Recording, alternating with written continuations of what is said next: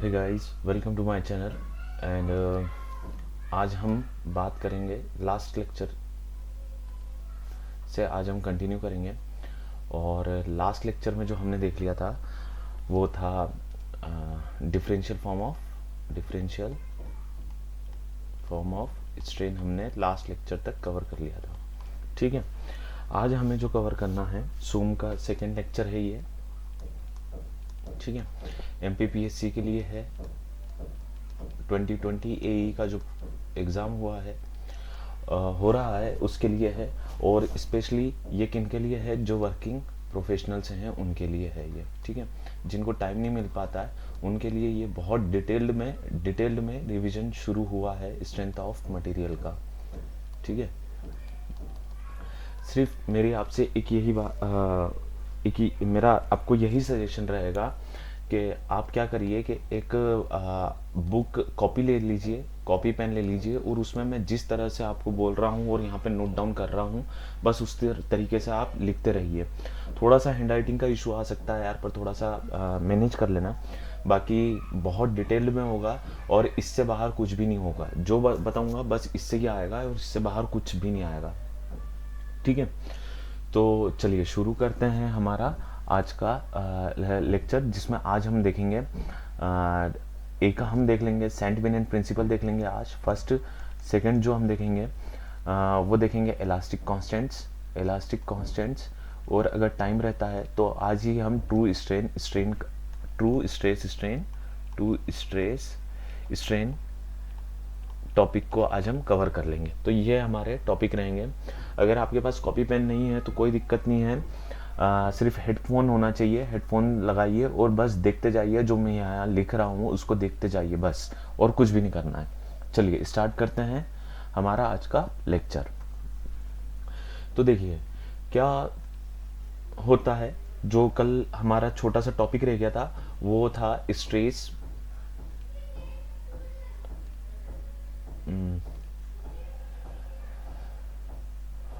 Stress से related एक topic था हमारा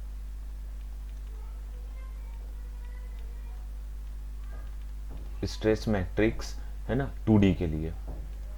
स्ट्रेस मैट्रिक्स फॉर 2D के लिए मतलब हम किसकी बात कर रहे हैं, एक्स एंड वाई एक्सिस की। ठीक है, सिर्फ एक्स और वाई एक्सिस की ही बात हो रही है यहाँ पे।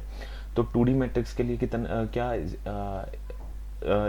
2D मैट्रिक्स कितना होगा स्ट्रेस का, sigma x x tau x y. Similarly यहाँ जो आ जाएगा वो हो जाएगा टाउ वाई एक्स, और ये हो जाएगा सिग्मा वाई वाई।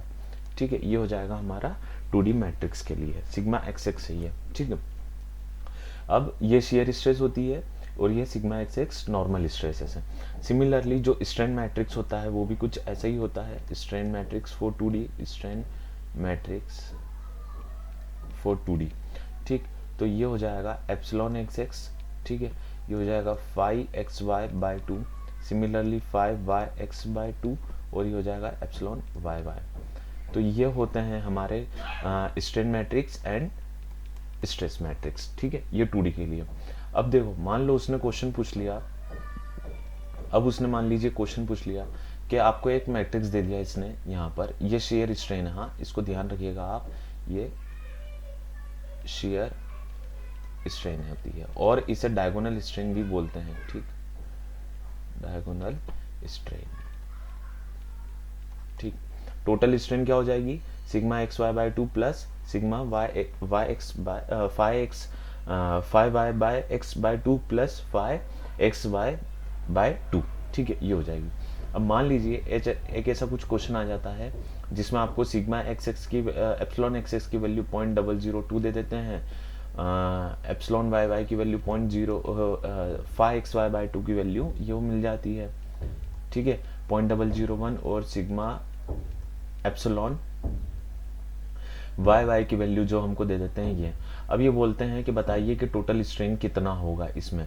तो अब टोटल स्ट्रेन कैसे निकालेंगे, हमें पता है कि ये स्ट्रेन होती है दोनों। ठीक है, ये दोनों स्ट्रेन होती है। तो 5xy/2 की क्या वैल्यू है, 0.001। सिमिलरली 5y(x/2 की वैल्यू क्या है, 0.001। बस इन दोनों को प्लस कर दो, टोटल स्ट्रेन निकल जाएगा। टोटल शेयर स्ट्रेन कितना निकल कर आएगा, वो आ जाएगा 0.001 प्लस 0.001, ये दोनों को हमने प्लस कर दिया तो ये निकल कर आ जाएगा 0.002। ये हो जाएगी हमारी टोटल शेयर स्ट्रेन। ऑलराइट, तो आई होप ये क्लियर होगा आपको। अभी जब हम प्रिंसिपल स्ट्रेस एंड स्ट्रेन पढ़ेंगे तब वहाँ पर आपको ये टॉपिक और अच्छे से क्लियर हो जाएगा कि कैसे इसे सॉल्व करा जाता है, कैसे ये वैल्यूज मतलब इसके जो फॉर्मूलेज होते हैं शेयर स्ट्रेन के फॉर्मूलेज कैसे निकल कर आते हैं, नॉर्मल स्ट्रेन के प्रिंसिपल स्ट्रेसेस से कैसे फॉर्मूले निकल कर आते हैं, ये सब वहाँ पर क्लियर हो जाएगा।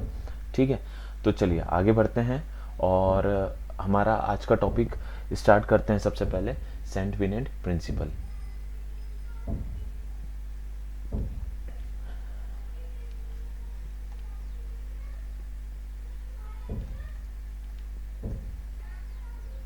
सेंट विनेंट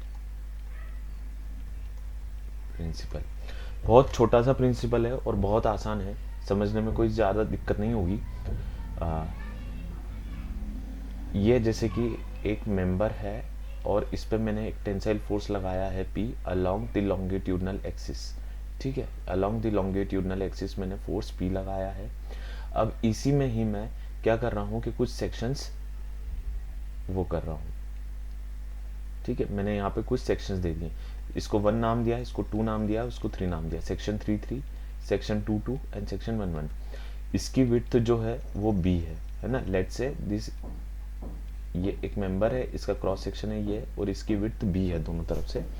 ठीक, अब ये जो डेप्थ है, इसकी डेप्थ ये यहाँ से यहाँ तक की डिस्टेंस मैं बोलता हूँ एक्सट्रीम फाइबर से, ये एक्सट्रीम फाइबर से लेकर सेक्शन 1 तक की डिस्टेंस B/2। सिमिलरली ये दोनों सेक्शंस के बीच के डिस्टेंस को भी मैं B/2 बोल रहा हूँ, और 2 और 3 के बीच के डिस्टेंस को भी मैं क्या बोल रहा हूँ, B/2 बोल रहा हूँ। अब ये क्या होता है, सेंट विनेंट प्रिंसिपल बोलता है कि स्ट्रेस कंसंट्रेशन के कारण due to this force P यहाँ पे क्या होगा, इस पोर्शन में स्ट्रेस कंसंट्रेशन होगा।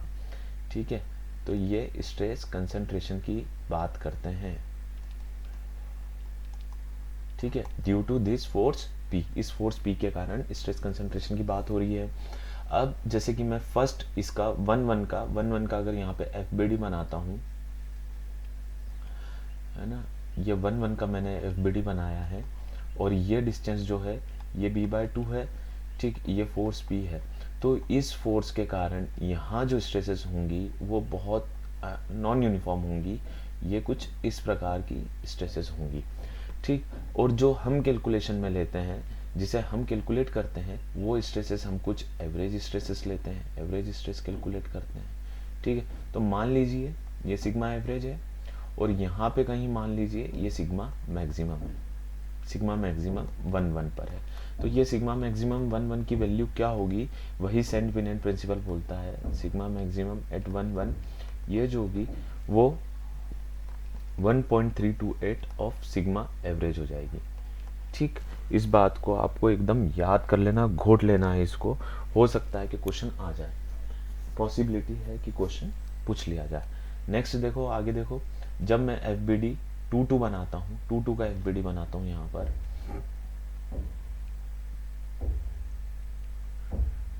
है ना, ये फोर्स P लग रहा है और ये टोटल डिस्टेंस अब हो जाएगी B। ठीक, अभी यहाँ जो स्ट्रेसेस डेवलप होंगी उसमें थोड़ी सी यूनिफॉर्मिटी आ जाएगी टोटल स्ट्रेसेस में। ठीक, ये स्ट्रेसेस में थोड़ी सी यूनिफॉर्मिटी आ जाएगी और इसका डायग्राम कुछ ऐसा बनेगा। ठीक, और जो एवरेज स्ट्रेस का डायग्राम कुछ ऐसा बनेगा। ठीक, तो ये एवरेज स्ट्रेस हो जाएगी, this is average stress, sigma average, और मैं इसको बोलता हूँ sigma maximum at 2 sigma maximum at 2 तो सिग्मा मैक्सिमम एट 2 क्या होता है, सिग्मा मैक्सिमम एट 2 क्या होगा, 0.1027 ऑफ सिग्मा एवरेज। ठीक है, ये होता है 2 पर। अब जब 3 की बात करेंगे तो 3 ये बोलेगा, 3 ऐसा बोलेगा कि 3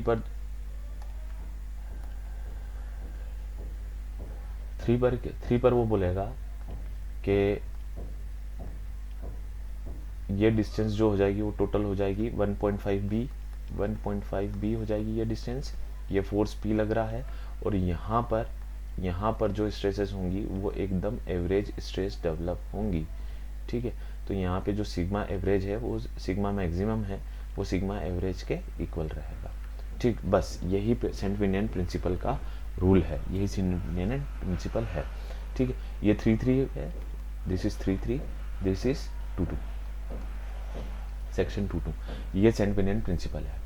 ऑलराइट, इसको याद कर लीजिएगा अच्छे से, खास करके स्पेशली ये जो सेक्शन 2 है हमारा, ये जो इक्वेशन है सेक्शन 2 है, इस पे आपसे क्वेश्चन पूछा जा सकता है कि डिस्टेंस b पर अगर ये टोटल डेप्थ इसकी b है और ये डिस्टेंस b है तो कितनी मैक्सिमम स्ट्रेसेस होंगी, तो आपको बताना पड़ेगा कि 1.027 सिग्मा एवरेज होगी। और जब नॉर्मल मैक्सिमम एवरेज के कब बराबर होती है, जब b की वैल्यू कितनी हो जाए, जब b की वैल्यू हो जाए 1.5 b, जो लेंथ की वैल्यू है अगर ये हमारी इसकी लेंथ है l, ठीक है, तो मतलब ये यहाँ से लेकर यहाँ तक की लेंथ पर, ये यहाँ से लेकर यहाँ तक की लेंथ जो होती है वो 1.5 b अगर होगी, तो जो सिग्मा एवरेज होगा, जो सिग्मा मैक्सिमम होगा वो सिग्मा एवरेज के इक्वल होगा। ठीक, यही सेंट विलियन प्रिंसिपल कहता है। चलो आगे बढ़ते हैं और हम देखते हैं अब हम देखते हैं ट्रू स्ट्रेस स्ट्रेन कर्व। ठीक है, ट्रू स्ट्रेस एक छोटा सा टॉपिक है ये, उसके बाद फिर मैं इलास्टिक कांस्टेंट शुरू करूंगा। ट्रू स्ट्रेस स्ट्रेन ये बहुत आईएमपी है ये टॉपिक।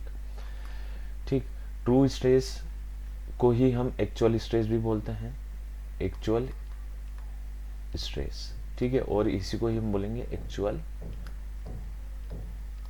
स्ट्रेन। ठीक, ट्रू स्ट्रेस को हम मान लीजिए सिग्मा टी से डिनोट करते हैं ट्रू स्ट्रेस को, तो इसका फॉर्मूला होता है load divided by actual area, actual area. ठीक है, ये ट्रू स्ट्रेस का फॉर्मूला होता है। और जो हम पढ़ते हैं वो पढ़ते हैं इंजीनियरिंग स्ट्रेस और क्लियर बोलूं तो उसको ही हम बोलते हैं एवरेज स्ट्रेस। ठीक है, ये होती है एक एवरेज स्ट्रेस या फिर इंजीनियरिंग स्ट्रेस, इसको हम पढ़ते हैं। इसको मैं सिग्मा नॉट से डिनोट कर रहा हूँ और इसको बोलते हैं P मतलब लोड। ठीक है, load divided by original area, load divided by original area. ठीक, अब ये समझ लेते हैं कि ये यहाँ पे ओरिजिनल एरिया है, ये कौन सा है, एक्चुअल एरिया है। ठीक, तो बस यही डिफरेंस है फॉर्मूले में और कोई डिफरेंस नहीं है। तो देखो क्या होता है कि जैसे मान लीजिए ये हमारा एक बार है, ठीक, इस पे मैंने फोर्स P लगाया है, let's say this is force P, और इस फोर्स P के कारण इसके अंदर जो चेंजेस आ जाएंगे, इसकी विड्थ मान लीजिए कुछ B1 है, let's say this width is B1। अब और इसकी लेंथ हो जाएगी L। ठीक, इसका क्रॉस सेक्शन कुछ ऐसा है, ये B है और ये भी B है मान लीजिए। ठीक, इसका क्रॉस सेक्शन कुछ ऐसा, at time t is equal to 0 इसकी length, at time t is equal to 0 इसकी लेंथ L है और फोर्स उसके ऊपर P लग रहा है इनिशियली। आफ्टर टाइम t1 इसकी लेंथ कुछ ऐसा, ये कुछ स्ट्रेच हो जाएगा, टेंशन में अगर सब्जेक्टेड तो सब्जेक्टेड है तो इसकी लेंथ कितनी हो जाएगी, L प्लस डेल्टा L।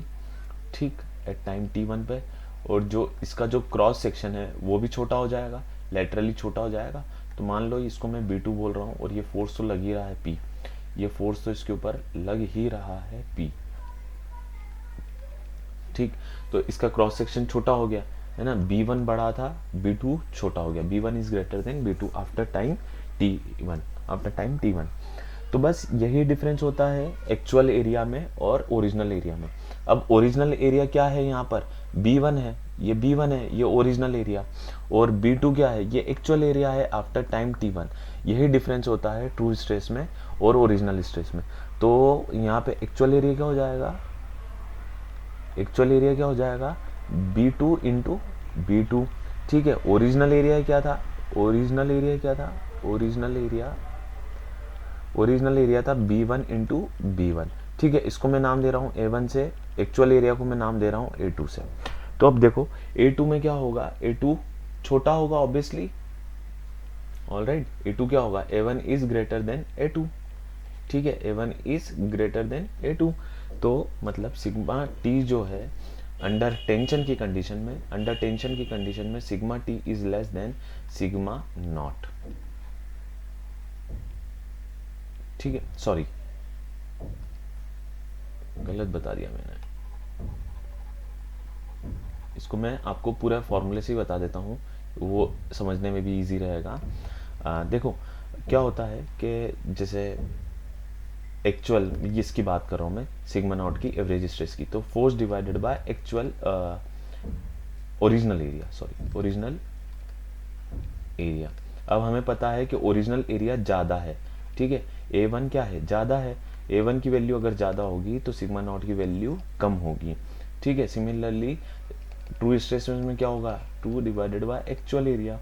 अब एक्चुअल एरिया की वैल्यू क्या है, कम हो जाएगी, A2 छोटा है ना, A2 छोटा है, तो जो ट्रू स्ट्रेस है उसकी वैल्यू बढ़ जाएगी। तो under tension condition, under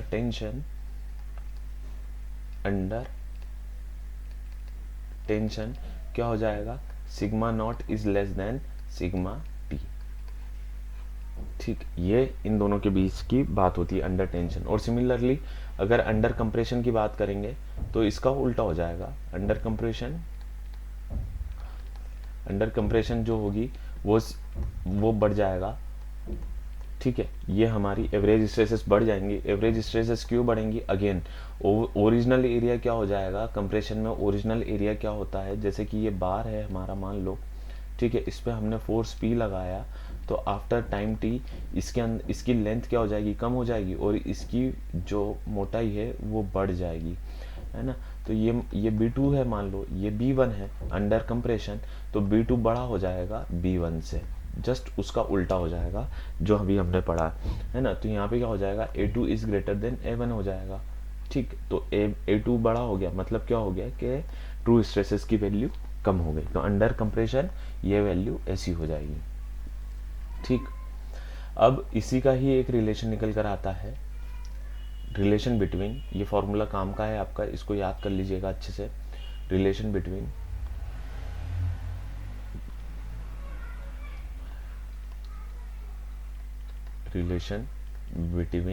true stress and average stress, इन दोनों के बीच का रिलेशन जो निकल कर आएगा वो sigma t is equal to sigma not 1 plus minus of epsilon not. Plus कब लोगे आप,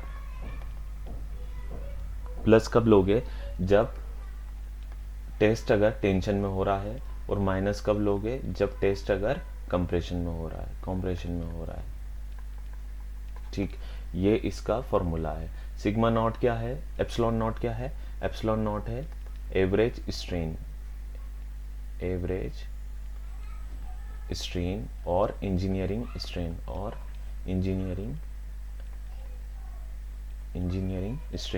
ठीक है। इंजीनियरिंग स्ट्रेन ही हम इसको ही कैलकुलेशन में लेते हैं हमेशा, इसको नहीं लेते हैं, ठीक है, इसको कैलकुलेशन में नहीं लेते हैं हमेशा, सिग्मा नॉट और एप्सिलॉन नॉट को ही हम कैलकुलेशन में लेते हैं, क्योंकि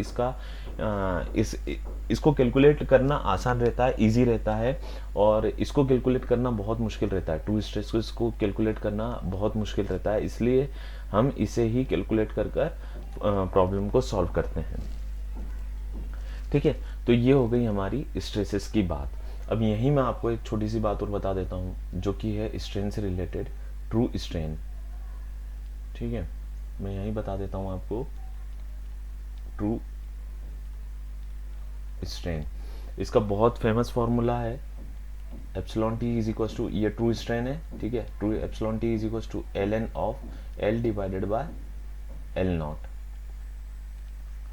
L डिवाइडेड बाय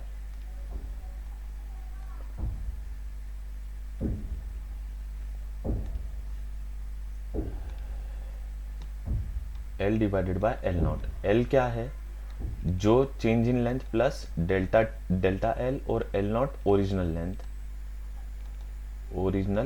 लेंथ, ठीक है। डेल्टा L क्या हो जाएगी, change in length, change in length, ठीक है। अंडर टेंशन में प्लस होगा तो अंडर टेंशन में होगा, माइनस हो जाएगा तो यहाँ पर आप क्या कर दोगे, कंप्रेशन कर दोगे। तो यहाँ पर आपको क्या निकल कर आ जाएगी आपकी, ये निकल कर आ जाएगी ट्रू स्ट्रेन। बहुत फेमस फार्मूला है, इससे भूलना नहीं है, बहुत अच्छे से याद रखना है, ठीक है। तो ये ट्रू स्ट्रेन होती है। और जो एवरेज स्ट्रेन जो होती है हमारी, वो तो पता ही हमें एवरेज स्ट्रेन क्या होती है। एवरेज या इंजीनियरिंग स्ट्रेन, इसको हम बोलते हैं change in length divided by original length. Change in length divided by original length, ठीक है। और जो यहाँ पर जो एप्सिलॉन टी के समय जो हम लेते हैं उसका फॉर्मूला मैं यहाँ लिख देता हूँ, change in length divided by actual length, ठीक है। एक्चुअल लेंथ क्या हो जाएगी, एक्चुअल लेंथ ये हो जाएगी L not plus delta L, this is actual length. L A लिख देता हूँ मैं इसको यहाँ पे, ठीक है, एल ए लिख देता हूँ। तो ये हो जाएगी हमारी actual length delta L divided L not plus delta L, ये हमारी एक्चुअल लेंथ हो गई। और ओरिजिनल लेंथ क्या है, एल नॉट हो गई। तो फॉर्मूला आपको समझ में आ ही गया होगा कि कहाँ डिफरेंस आ रहा है। ये जो एल नॉट है, एल ए है, जो एक्चुअल लेंथ है वो एल ए की वैल्यू यहाँ रखाएगी और इस एल नॉट की वैल्यू यहाँ रखाएगी। चेंज इन लेंथ तो हमें पता ही है कि डेल्टा एल होता है, हो ही रहा है डेल्टा एल, ठीक है। तो ये कुछ स्ट्रेस और स्ट्रेन के कॉन्सेप्ट थे। अब इसका एक कर्व भी बनता है, माइल्ड स्टील के लिए एक कर्व भी होता है इसका। माइल्ड स्टील का एक कर्व भी रहता है कि इंजीनियरिंग स्ट्रेस और स्ट्रेन का एक कर्व बनता है। ये हो गया और ये हो गया मान लो, ठीक है। मैं टेंशन के लिए बना रहा हूँ, वो टेंशन यहाँ पे मैं टेंशन के लिए बना दूंगा, यहाँ पे मैं कंप्रेशन के लिए बना दूंगा, ठीक है। समझ लेना थोड़ा सा, इतना ज़्यादा आईएमपी नहीं है पर फिर भी ठीक है, ठीक है। ये स्ट्रेस हो गई हमारी, दिस इज स्ट्रेस, और ये हो जाएगी स्ट्रेन। अच्छा एक बात और ध्यान रखो कि ये जो कर्व बनता है, ठीक है, ये स्ट्रेस स्ट्रेन कर्व जो बनता है ये बनता है पी डेल्टा कर्व से, ठीक है। पी डेल्टा कर्व जो यूटीएम मशीन होती है, ठीक है, यूटीएम मशीन जो होती है यूनिवर्सल टेस्टिंग मशीन में पी डेल्टा कर्व मेजर बनता है। इस पी डेल्टा कर्व से ही हम स्ट्रेस स्ट्रेन कर्व बनाते हैं। पी क्या है, लोड है ना, ये जो पी होता है ये लोड होता है, और जो डेल्टा होता है ये होता है हमारा डिफॉर्मेशन। काय के अंदर डिफॉर्मेशन, ये डिफॉर्मेशन जिस पे हम कर रहे हैं, जैसे कि हमारी ये मेंबर है, ये हमारा मेंबर है, तो इसके अंदर अगर हमने इसको टेंसाइल टेस्ट पे सब्जेक्ट कर रखा हुआ है तो इसके अंदर कितना डिफॉर्मेशन हो रहा है वो देखते हैं। और ये जो डिफॉर्मेशन देखते हैं इसके लिए एक लेंथ फिक्स होती है, ठीक। ये जो डिफॉर्मेशन हम देखते हैं, लेट्स से मैं यहाँ पे बताता हूँ अच्छे से थोड़ा सा आपको, इसके लिए एक लेंथ फिक्स करी गई है, गेज लेंथ बोलते हैं उसे, ठीक है। मान लो इसको मैंने फोर्स P पर सब्जेक्ट करा है, लोड P पर, तो इसके लिए एक फिक्स लेंथ करी गई है, इसके अंदर ही डिफॉर्मेशन मेजर करा जाएगा, इसको बोलते हैं gauge length. This is called gauge length UTM machine पर। और इसकी जो वैल्यू होती है वो होती है 5.65 रूट ऑफ ए नॉट, ठीक है। ए नॉट क्या हो जाएगा, एक्चुअल एरिया, ठीक है, original area, not actual area, this is original area, original area, ठीक है। ये हो जाएगा हमारा गेज लेंथ एल नॉट। और यहाँ पर अगर जिस यूनिट में आप ए नॉट रखोगे, जैसे मान लो mm² में रखोगे या फिर मीटर स्क्वायर में रखोगे या तो इंच स्क्वायर में रखोगे, किस में भी रखोगे, उसी फॉर्म में आपको एल नॉट की वैल्यू आपको निकल कर आएगी। और इसी के अंदर फिर हम क्या करते हैं, इसके ही अंदर हम स्ट्रेन मेजर करते हैं, ठीक है। हम स्ट्रेन इसी के अंदर मेजर करेंगे। अब इसके अंदर क्या होगी, इस लेंथ के अंदर स्ट्रेन मेजर करेंगे। इस स्ट्रेन से हमें ई की वैल्यू पता रहती है, स्टील की ई की वैल्यू क्या होती है, 2 × 10⁵ न्यूटन पर mm², ठीक है। जो स्ट्रेन की वैल्यू निकल कर आएगी ये हम मेजर कर लेंगे, ठीक है। डिफॉर्मेशन निकल कर आएगा, डिफॉर्मेशन से हम डिवाइडेड बाय टोटल लेंथ लगाएंगे, इसकी टोटल लेंथ लगाएंगे, ये एल नॉट लगाएंगे, तो हमें क्या निकल जाएगा, स्ट्रेन निकल जाएगा। इस स्ट्रेन से मल्टीप्लाइड बाय ई कर देंगे तो हमारी स्ट्रेस निकल जाएगी। और इसे ही हम क्या बोलते हैं, हुक्स लॉ बोलते हैं। ठीक है, इसे हम क्या बोलते हैं, हुक्स लॉ बोलते हैं। याद रखिएगा इसे बहुत अच्छे से, बहुत ज़रूरी है। ठीक है, समझ में आया। तो स्ट्रेन क्या है, स्ट्रेन एक फिजिकल क्वांटिटी है, strain is a physical quantity. ठीक, ऑलराइट। और इसी को ही क्या बोलते हैं, स्ट्रेस और स्ट्रेन की रिलेशनशिप को कॉन्स्टिट्यूटिव रिलेशनशिप भी बोलते हैं। ठीक है, इसको ही कॉन्स्टिट्यूटिव रिलेशनशिप भी बोलते हैं, रिलेशनशिप,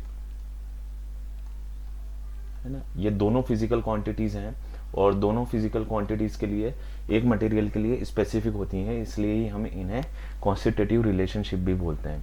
अब देखो, हुक्स लॉ की हमने जो बात करी है, sigma is equal to E into epsilon. तो हुक्स लॉ क्या बोलता है, हुक्स लॉ बोलता है कि अगर जैसे ये स्ट्रेस स्ट्रेन कर्व है, ठीक है, ये कुछ ऐसा माइल्ड स्टील का स्ट्रेस स्ट्रेन कर्व बना है। ठीक है, तो ये बोलता है कि ये एंगल मान लो थीटा है, तो ये बोलता है कि स्ट्रेस जो होती है वो डायरेक्टली प्रोपोर्शनल होती है स्ट्रेन के। ठीक है, stress is directly proportional to strain, stress is directly proportional to strain, ये बोलता है। और जब इस डायरेक्टली प्रोपोर्शनल के साइन को जब हम हटाते हैं तो एक कांस्टेंट लगता है, और वो कांस्टेंट ई होता है। जो ई किसके बराबर होता है, ये ई इस tan थीटा के बराबर होता है, इसके बराबर, ये एंगल के बराबर। अब ये जो हुक्स लॉ की वैलिडिटी जो होती है, इसकी वैलिडिटी जो होती है, वो वैलिडिटी जो होती है वो होती है प्रोपोर्शनल लिमिट तक, limit of proportionality, limit of proportionality, nullity तक इसकी लिमिट होती है। अब कई क्वेश्चन में आपको, कई बार क्वेश्चन में आपको देखने को मिल जाएगा कि इलास्टिक लिमिट भी लिखा रहता है। ठीक है, तो इसको ही माइल्ड स्टील के केस में क्या होता है ना, माइल्ड स्टील के केस में क्या होता है कि elastic limit is equal to limit of proportionality. ठीक है, तो माइल्ड स्टील के केस में अगर ऑप्शन में ये आए लिमिट, इलास्टिक लिमिट भी लिखा है, तो आपको इसको ही क्लिक करना है, या फिर अगर लिमिट ऑफ प्रोपोर्शनलिटी लिखा आ रहा है तो फिर बेहतर है कि आप लिमिट ऑफ प्रोपोर्शनलिटी को टिक करें। ठीक है, अब हुक्स लॉ की बात हुई है यहाँ पे, तो थोड़ा इसके अजम्पशंस भी देख लेते हैं। Assumptions of Hooke's law, assumptions क्या बोलता है कि जो मटेरियल होना चाहिए, मटेरियल कैसा होना चाहिए, वो आइसोट्रॉपिक होना चाहिए। आइसोट्रॉपिक बता देता हूँ वही मतलब, होमोजीनियस होना चाहिए, होमोजीनियस होना चाहिए। और एक और ये बात बोलता है कि आपका मटेरियल इलास्टिक होना चाहिए। ठीक है, तभी हुक्स लॉ अप्लाई हो, हुक्स लॉ क्या हो पाएगा, अप्लाई हो पाएगा। अच्छा, एक चीज़, हाँ पहले ये समझ लो, उसके बाद मैं बताता हूँ। पहले आइसोट्रॉपिक का मतलब समझो। अगर आइसोट्रॉपिक का मतलब ये होता है, आइसो मतलब होता है इक्वल, ट्रॉपिक मतलब लेवल, है ना। ट्रॉपिक मतलब क्या होता है कि कुछ एलिवेशन या फिर लेवल, ऐसा कुछ हम समझ सकते हैं।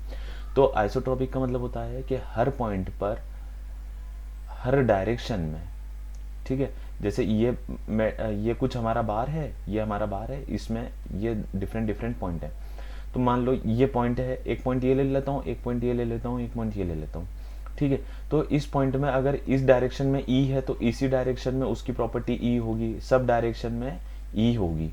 ठीक है, तो इसको क्या बोलेंगे, इस पॉइंट को हम बोलेंगे, इस पॉइंट, इस चीज को हम क्या बोलेंगे, आइसोट्रॉपिक।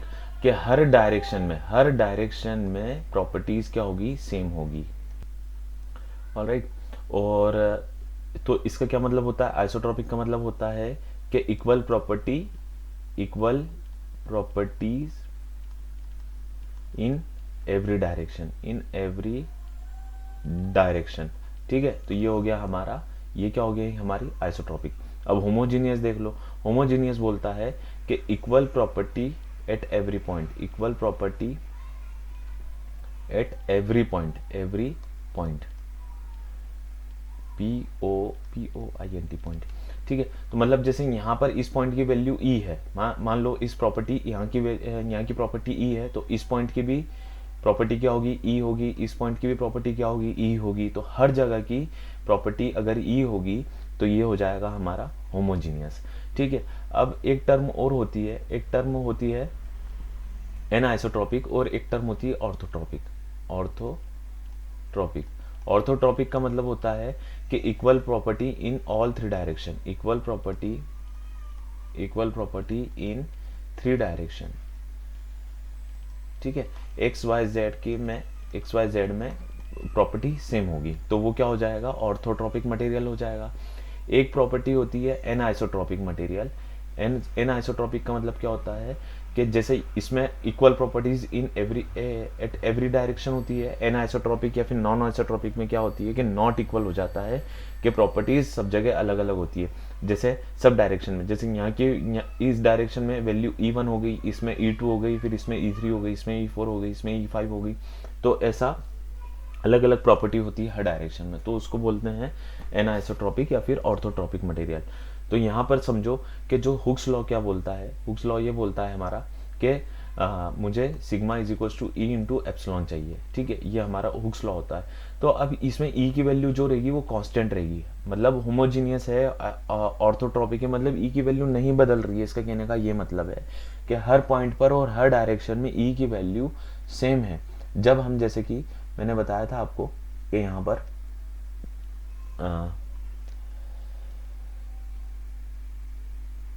कहाँ गया,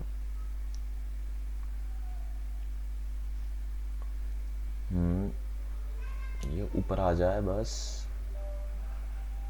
ये वाली टेस्ट, जब मैंने आपको ये टेस्ट बताई थी, जब हम खींच रहे होते हैं इसे, फोर्स पी से, तो ये हमारा एक मेंबर होता है। तो इसमें जो है, इस ये जो मटेरियल है, ये मटेरियल में जो ई प्रॉपर्टी है वो सब जगह सेम होनी चाहिए, ठीक है। ई की वैल्यू जो है वो सब जगह सेम होनी चाहिए, होमोजीनियस होना चाहिए, और हर डायरेक्शन में वही वैल्यू होनी चाहिए, हर डायरेक्शन में, तो ही वो आइसोट्रॉपिक कहलाएगा। और इलास्टिक होना चाहिए, मतलब उसके अंदर कुछ खिंचाव होना चाहिए, तभी तो हम स्ट्रेन निकाल पाएंगे। अगर स्ट्रेन नहीं निकाल पाएंगे तो फिर उसके अंदर की स्ट्रेस कैसे निकालेंगे। ऑलराइट, तो फिर यही हुक्स लॉ हमारा कहता है, ठीक है। अब आ जाओ वापिस से हमारे टॉपिक पर, ट्रू स्ट्रेस और स्ट्रेन पर। True stress strain for tension test, ये टेंशन टेस्ट के लिए मैं यहाँ पर बता रहा हूँ, तो माइल्ड स्टील के लिए, ठीक है, ये कुछ ऐसा बनता है। ये हो गई हमारी इंजीनियरिंग के लिए, ये जो कर्व बनता है ये इंजीनियरिंग कर्व बनता है, इंजीनियरिंग कर्व बोलते हैं इसे। और जो एक और होता है वो होता है एक्चुअल कर्व। एक्चुअल कर्व ये कुछ ऐसा बन जाता है, यहाँ से ये कुछ एक्चुअल बनकर निकल कर आता है, ठीक है, ये एक्चुअल कर्व होता है। मैंने बताया था लास्ट टाइम आपको कि जो एक्चुअल स्ट्रेसेस होती हैं वो ज़्यादा होती हैं, किससे ज़्यादा होती हैं, ऑब्वियसली किससे ज़्यादा होती हैं, एवरेज स्ट्रेसेस से, ठीक है। तो ये एक्चुअल स्ट्रेस देखो यहाँ पे ज़्यादा है और यहाँ पे क्या हो गई, कम हो गई, ठीक। सिमिलरली जब हम कंप्रेशन की बात करेंगे तो कंप्रेशन में जस्ट इसका उल्टा ही होता है। हमने क्या देखा था, कंप्रेशन में sigma not is greater than sigma है, तो बस वही चीज़ यहाँ भी हो जाएगी। ये देखो कुछ, ठीक है, ये कुछ ऐसा है, और ये जो कर्व बनेगा यहाँ से कुछ ऐसा बन जाएगा, ये कुछ ऐसा हो जाएगा, तो ये हो जाएगा एक्चुअल कर्व, एक्चुअल कर्व, ठीक है। ये स्ट्रेन है यहाँ पे, हाँ ये स्ट्रेन है और ये स्ट्रेस है, ये स्ट्रेस है, ठीक है। मैं थोड़ा आपको बहुत जल्दी बता रहा हूँ क्योंकि क्या है कि टाइम की भी थोड़ी प्रॉब्लम है और बहुत जल्दी बताना है, टाइम कम है हमारे पास, थोड़ा सा नोट्स नहीं बनवा रहा हूँ। आप बस लिखते जाइए, जैसा जैसा मैं बताते जा रहा हूँ वैसा वैसा लिखते जाइए। इस पर थोड़ा विश्वास करिए कि इससे बाहर कुछ भी नहीं आएगा। मैं आपको जो बता रहा हूँ वो पूरा 100% बता रहा हूँ, इसके बाहर एक क्वेश्चन भी आपका नहीं जाएगा सोम से, स्ट्रेंथ ऑफ मटीरियल से, ठीक है। तो ये हमारा जो हो गया, ये एक्चुअल कर्व हो गया, ये एक्चुअल कर्व हो गया ये वाला, और ये जो हमारा हो गया ये हो गया इंजीनियरिंग कर्व, ठीक है। This is engineering curve, this is engineering curve, engineering curve. So ये हमारे हो गए ट्रू स्ट्रेस स्ट्रेन कर्व हो गया। यहाँ पे हमने हुक्स लॉ समझ लिया कि हुक्स लॉ क्या होता है, थोड़ा सा यूटीएम के बारे में देख लिया, गेज लेंथ के बारे में देख लिया, और कॉन्स्टिट्यूटिव रिलेशनशिप बता दिया कि कॉन्स्टिट्यूटिव रिलेशनशिप क्या होती है। अच्छा, ये क्वेश्चन है ना इंजीनियरिंग सर्विसेज में भी एक बार पूछा गया है कि कॉन्स्टिट्यूटिव रिलेशनशिप क्या होती है, तो याद रखिएगा कि क्या होती है, स्ट्रेस और स्ट्रेन के बीच की रिलेशनशिप होती है, जो कि एक फिजिकल क्वांटिटीज के बीच में रिलेशनशिप बताती है स्पेसिफिक मटेरियल के लिए। पर्टिकुलर मटेरियल के लिए, ठीक है। एल्यूमिनियम होगा तो उसका लिए अलग रिलेशनशिप होगी, और क्या बोलते हैं, इस माइल्ड स्टील है तो उसके लिए अलग रिलेशनशिप होगी, ठीक है। अब आ जाओ,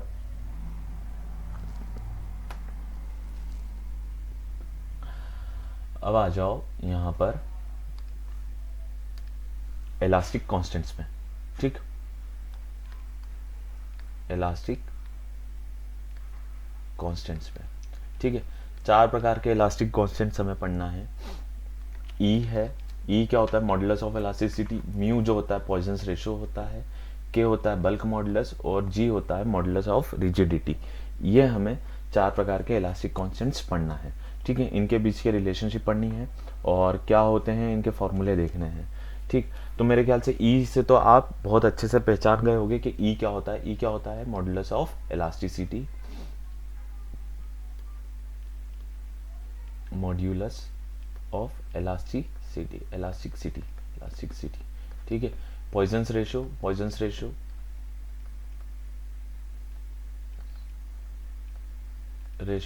ठीक है। इसको बोलते हैं बल्क मॉड्यूलस, और जी को बोलते हैं modulus of rigidity, modulus of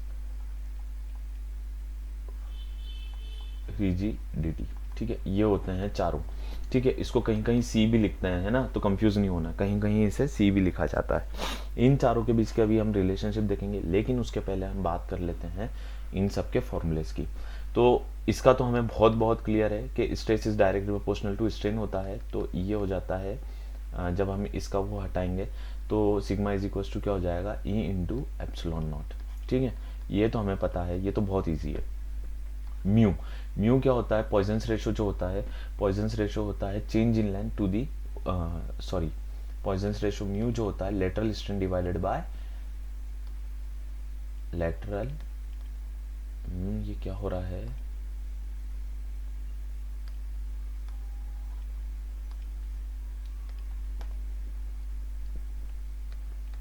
lateral strain divided by longitudinal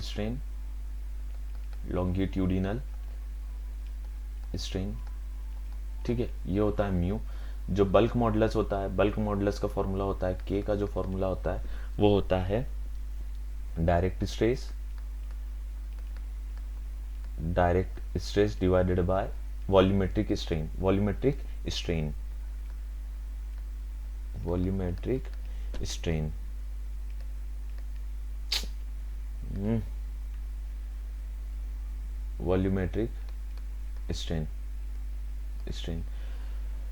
और एक लास्ट और बता देता हूँ, फिर हम कल इसे कंटिन्यू करेंगे, कुछ प्रॉब्लम आ रहा है इसमें। अभी एक लास्ट और बता देता हूँ आपको, मॉडुलस ऑफ रिजिडिटी जी, इसका फॉर्मूला जो होता है वो होता है shear stress divided by shear stress, कुछ प्रॉब्लम आ रहा है यार, चलिए लिख लीजिएगा, shear stress divided by shear strain है, हाँ, shear stress divided by shear strain, ठीक है। तो अभी देखता हूँ मैं क्या दिक्कत आ रही है इसमें, थोड़ा सा कुछ प्रॉब्लम आ रहा है, तो अभी आप इसको देखिए और कल हम यहीं से ही आगे कंटिन्यू करेंगे, ठीक है। Okay, thank you so much for watching this video. और नोट्स बनाइएगा, अगर नोट्स नहीं बना पा रहे हैं तो बस एक बार सुन लीजिएगा इसे बहुत अच्छे से। चलिए, okay, thank you so much.